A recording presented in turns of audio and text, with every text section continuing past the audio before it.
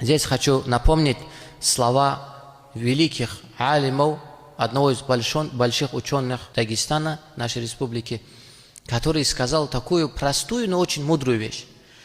Проигрывая, выигрывайте. Бывает, когда действие вызывает противодействие. Если жена не хочет проиграть, в итоге она проиграет ценой семейного счастья. Но если жена уступит мужу, она победит в этом. Жена, которая хочет, чтобы к ней относились как к королеве, она сама должна относиться к своему мужу как к королю.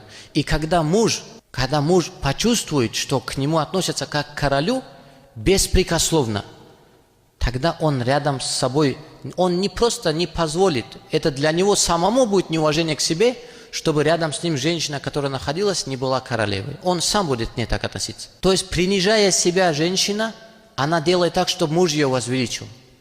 Но если женщина сама себя возвеличивает, мужа это задевает, и он ее начинает принижать. Это закономерность, уважаемые сестры.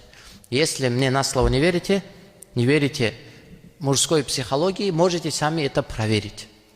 Это действенно, и это работает.